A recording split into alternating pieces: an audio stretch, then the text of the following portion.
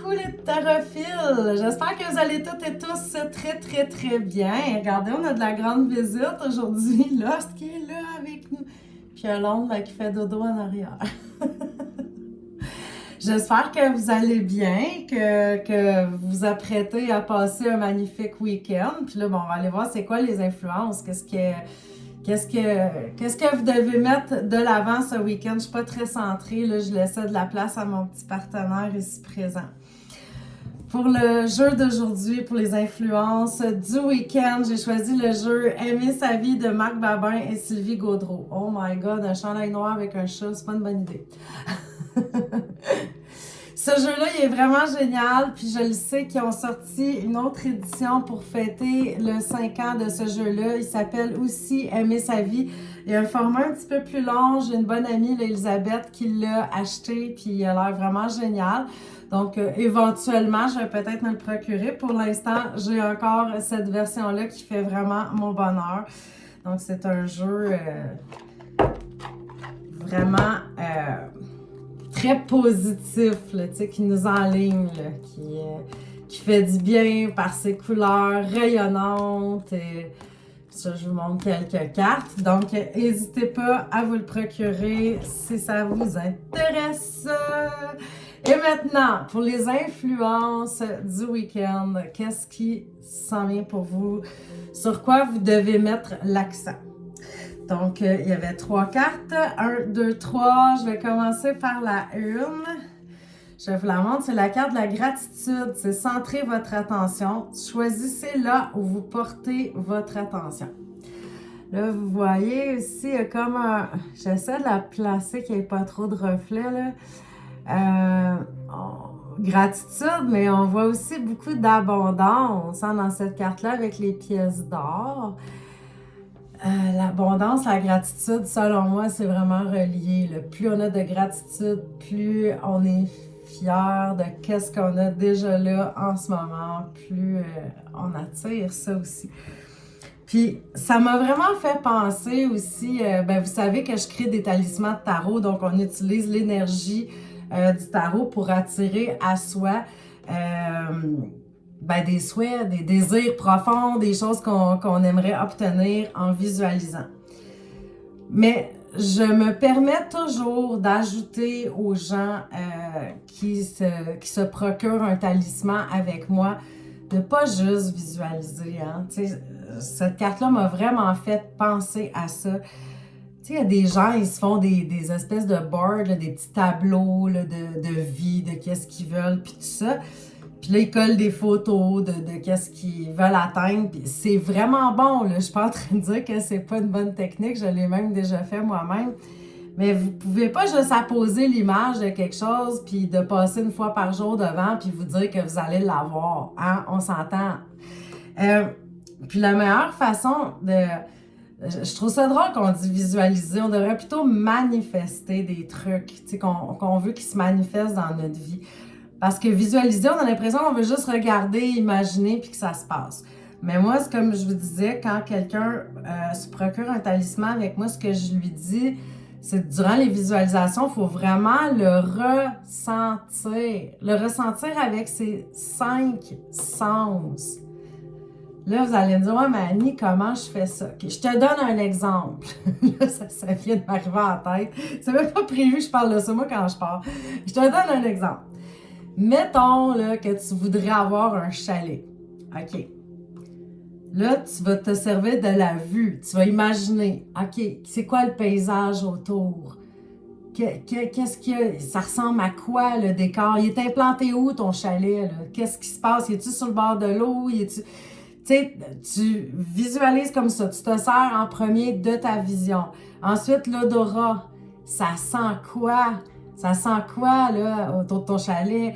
Est-ce que ça sent la nature? Ça sent la forêt? Ça sent le gazon plein d'eau après l'orage? Tu sais, tu te sers vraiment des odeurs. T'imagines les odeurs que tu vas avoir. Le goûter aussi. Ça goûte quoi, le chalet? Ben, ça peut goûter le barbecue.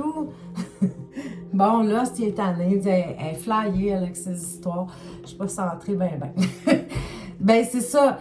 Là, tu te dis, OK, ça peut goûter le barbecue, ça peut goûter la guimauve, là, tu sais, sur le bord du feu. Peu importe. Qu'est-ce qui te vient à l'esprit? Qu'est-ce que tu entends aussi? Est-ce que tu entends, je sais pas, le cri des mouettes? Tu entends des enfants jouer? Tu entends des vagues sur l'eau? Si ton chalet est au bord de l'eau, qu'est-ce que tu entends? Et aussi le toucher. Qu'est-ce que tu ressens sur ta peau? Est-ce que tu ressens le soleil? Est-ce que tu ressens une belle petite doudou autour de toi parce que tu es assis sur le bord du feu? Là, tu ressens tout ça. Là. Tu te fermes les yeux, tu fais comme une visualisation, méditation. Puis ça va vraiment, là... Ton cerveau, il fait pas la différence si tu l'as vraiment vécu ou tu l'as juste pensé. Donc, c'est une espèce de training. Là. Hey, j'en ai long à dire, finalement, cette carte-là. Mais bon, tu visualises de cette façon-là, avec tes 5 sens. Tu les inclus, là, tu vis le moment, tu sais. J'ai déjà connu une femme qui avait eu une perte de poids, là, mais phénoménale. Elle l'a fait pour sa santé, puis bon, aussi pour la coquetterie, évidemment. Puis elle me disait, c'était fou. Elle, qu'est-ce qu'elle pensait tout le temps? Elle s'imaginait entendre ses amis, sa famille, des gens qu'elle connaissait la voir, puis lui dire « Wow! T'es belle, ça te fait bien! » Tu sais, c'est beau, là. Tu sais, elle voyait des félicitations, puis elle ressentait la fierté. Mais c'est ça.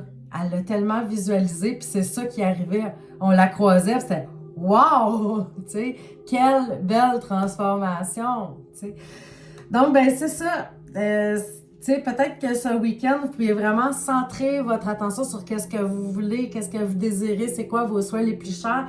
Puis évidemment, les chers tarophiles, c'est bien beau tout ça, là, de visualiser, sentir, ressentir avec les 5 sens, mais une fois que vous avez fait ça, faites un pas aussi vers votre rêve. Restez pas assis sur votre sofa à attendre de gagner à la loterie, là.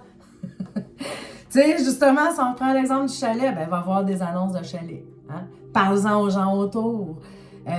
Peut-être revise ton budget. Juste un petit pas chaque jour vers ton rêve.